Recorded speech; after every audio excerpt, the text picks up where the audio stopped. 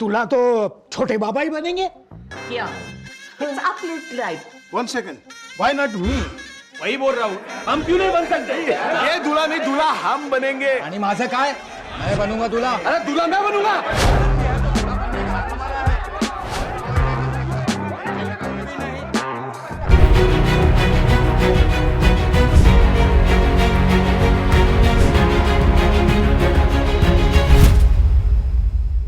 नमस्कार, आप देख रहे हैं रितम और मैं हूं आपके साथ सौम्या श्री। देश में कोई भी चुनाव हो, चुनाव आयोग उसे बड़े ही निष्पक्षता के साथ आयोजित करता है। इस बीच भले ही चुनाव आयोग को कई मुश्किलें आती हों, लेकिन लोकतंत्र को बचाने के लिए आयोग ने हमेशा ही हर चुनौती को चुनौती दी है। लेकिन एक वाकया ऐसा भी है जिसमें खुद चुनाव आयोग के ही हाथ पैर फूल गए थे। और तो और चीजों को समझने बूझने के लिए चुनाव आयोग को 1 महीने तक इलेक्शन भी रद्द करना पड़ा था। आप देख रहे हैं किस्सा लोकतंत्र का, और आज के इस एपिसोड में हम जानेंगे उस दौर के बारे में जब एक सीट पर 1000 उम्मीदवार चुनावी मैदान में खड़े हो गए थे। ये बात है साल 1996 की, जब तमिलनाडु में विधानसभा चुनाव हो रहे थे। एक विधानसभा सीट थी मोडाकुरुची। इस सीट पर कुल 1033 उम्मीदवार चुनावी मैदान में उतरे थे। ये कोई चुनावी भागीदारी बढ़ाने के लिए नहीं किया गया था, बल्कि ये एक रणनीति का हिस्सा था।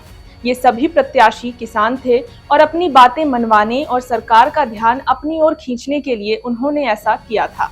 ये सभी किसान फेडरेशन ऑफ फार्मर्स एसोसिएशन नामक संस्थान से जुड़े हुए थे। कृषि सुधार से संबंधित अपनी मांगों को लेकर 1005 पुरुष उम्मीदवार और 28 औरतें चुनावी रणभूमि में उतरे थे।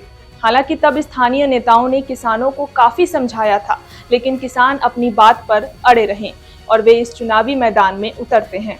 आपको बता दें कि इतनी बड़ी संख्या में एक सीट से नामांकन होना एक रिकॉर्ड है, जिसे अभी तक कोई नहीं तोड़ पाया है।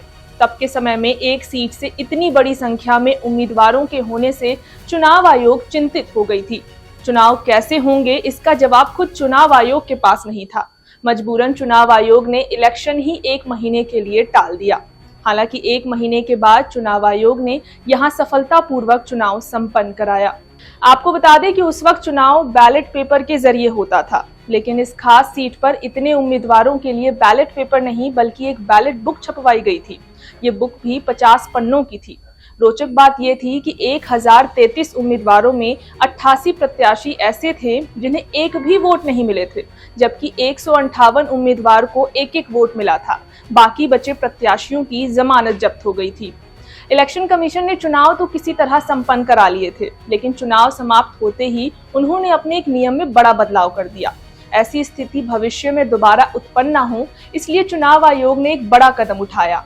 चुनाव आयोग ने जमानत राशि की संख्या बढ़ा दी। जानकारी के मुताबिक तब के समय में गैर आरक्षित सीटों पर 250 रुपए और SC/ST वर्ग के लिए आरक्षित सीटों पर 125 रुपए की जमानत राशि देनी पड़ती थी, जिसे बढ़ाकर इलेक्शन कमीशन ने विधानसभा चुनाव में गैर आरक्षित सीटों के लिए 10,000 रुपए और SC/ST उम्मीदवारों के लिए 5,000 रुपए जमानत राशि कर दी। वहीं लोकसभा चुनाव में आम उम्मीदवार को 25,000 रुपए और SC/ST उम्मीदवार को 12,500 रुपए की जमानत राशि देने का प्रावधान है। आपको बता दें कि आज के दौर में अगर ऐसा वाकया फिर से होता है तो चुनाव आयोग को बैलेट बुक की जगह EVM मशीनों की लाइन खड़ी करनी पड़ सकती है। एक EVM मशीन में कुल 16 उम्मीदवार के नाम ही शामिल किए जा सकते हैं। एक सीट से 1000 से ज्यादा प्रत्याशी हैं तो चुनाव आयोग को कम से कम 65 से 70 EVM मशीन की जरूरत पड़ सकती है। मीडिया रिपोर्ट्स की माने तो ऐसा ही वाकया आज के समय में भी दोबारा दोहराने की कोशिश की गई थी। 2021 के तमिलनाडु विधानसभा चुनाव में 1000 किसानों ने चुनाव में खड़े होने का फैसला किया था, लेकिन अब तक साल 1996 का ये रिकॉर्ड टूट नहीं पाया है। आज के इस एपिसोड में बस इतना ही। ऐसे ही राजनीतिक किस्से कहानियां जानने के लिए देखते रहें किस्सा लोकतंत्र का। धन्यवाद।